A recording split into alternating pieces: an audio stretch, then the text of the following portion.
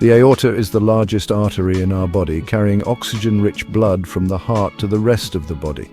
Imagine it as a major highway for blood flow.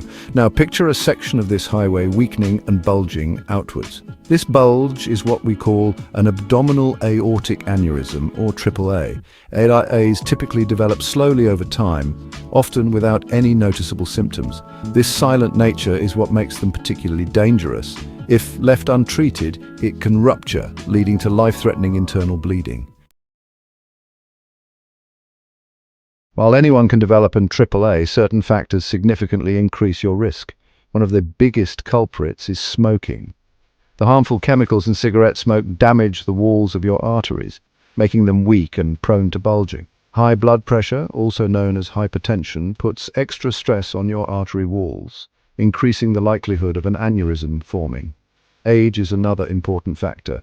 As we age, our blood vessels naturally lose some of their elasticity, making them more susceptible to damage.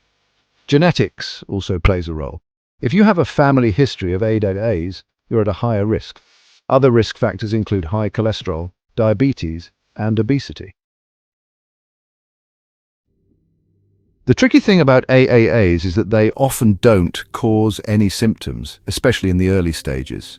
However, as an aneurysm grows larger, it can start to press on nearby organs or structures, leading to some telltale signs. One of the most common symptoms is a pulsating sensation in your abdomen, similar to a heartbeat. You might also experience persistent or recurring pain in your abdomen, back, or side. Other symptoms can include a feeling of fullness after eating, nausea, and swelling in your legs or feet. Early detection is key diagnostic tools and their importance. One of the most common and effective methods of diagnosis is an ultrasound. This painless and non-invasive procedure uses sound waves to create images of your aorta. Another imaging test used is a CT scan, providing more detailed images. In some cases, an MRI scan might be recommended. Screening plays a vital role in early detection, especially for those at higher risk. Men aged 65 to 75 who have ever smoked are particularly encouraged to undergo screening with an ultrasound. Navigating treatment options, from monitoring to surgery. For small aneurysms that aren't causing any symptoms, a watchful waiting approach might be recommended. This involves regular monitoring with ultrasounds or CT scans to track the aneurysm's growth. Alongside monitoring, lifestyle modifications are crucial. Quitting smoking is paramount, as it's one of the most significant risk factors for AAA growth and rupture.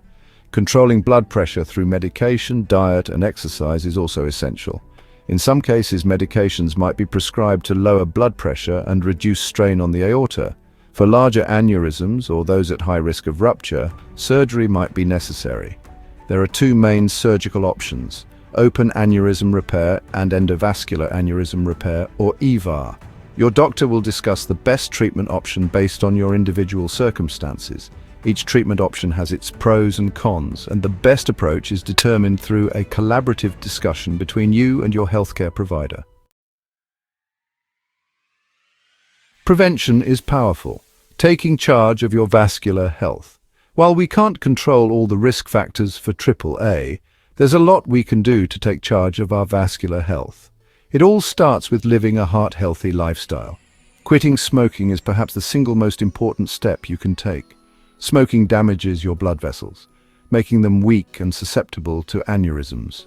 Managing your blood pressure is equally crucial. Adopt a healthy diet rich in fruits, vegetables, and whole grains. Regular exercise is another cornerstone of prevention. Aim for at least 30 minutes of moderate intensity exercise most days of the week. Maintaining a healthy weight is also essential. By adopting a heart-healthy lifestyle, you're not only reducing your risk of AAA, but also improving your overall well-being.